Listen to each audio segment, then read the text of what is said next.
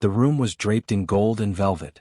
Waiters in crisp white jackets wove between tables where celebrities, politicians, and the titans of industry sat sipping champagne.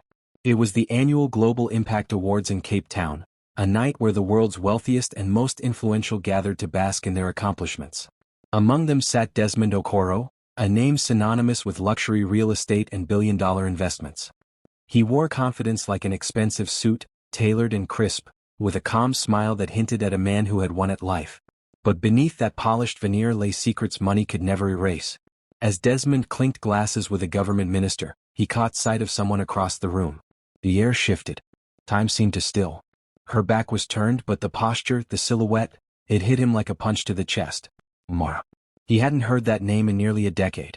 But he'd never forgotten her. Back then, Desmond was ambitious, hungry, but not yet wealthy.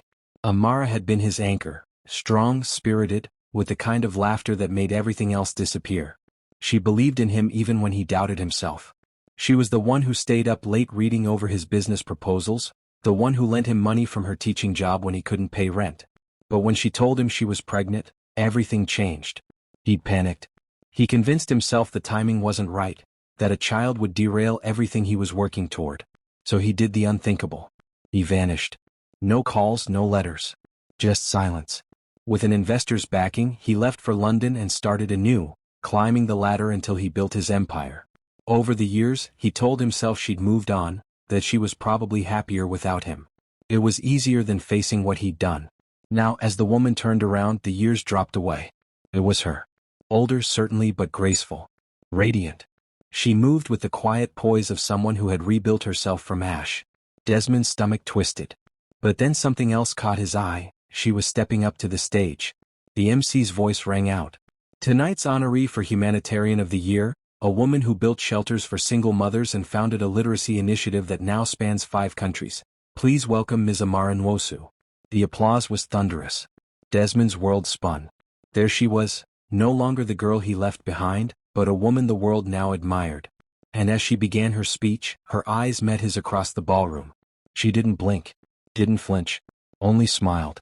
But it wasn't the kind of smile that forgives. It was the kind that warns. Something was coming.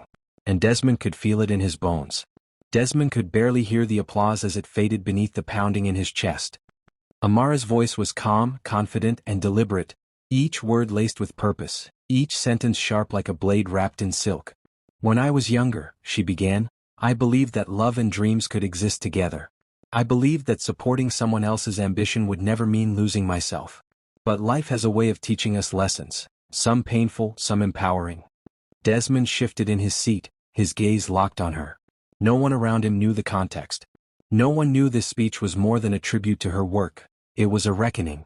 Amara continued, when I found myself alone, abandoned, and expecting a child, I learned the strength I didn't know I had. I learned that survival isn't just about staying alive, it's about refusing to let betrayal define you. Gasps rippled through the crowd.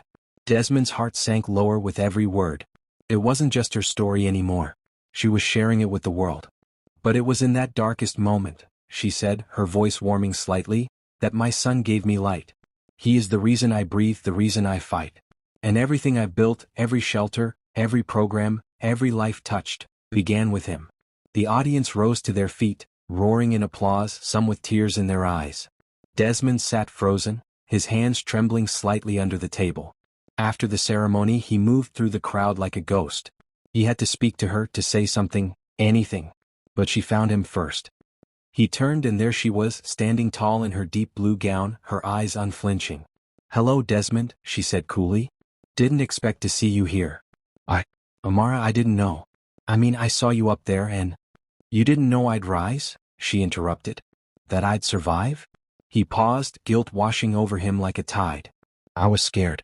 I made mistakes. But I never stopped thinking about you. About him. Amara tilted her head. Him? Our son? He said quietly. Does he know about me?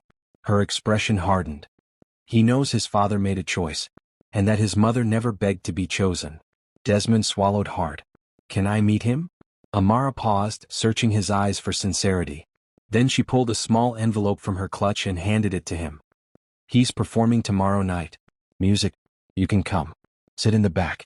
Don't approach him, not yet. Let him decide. Desmond took the envelope with trembling hands. Thank you, he whispered.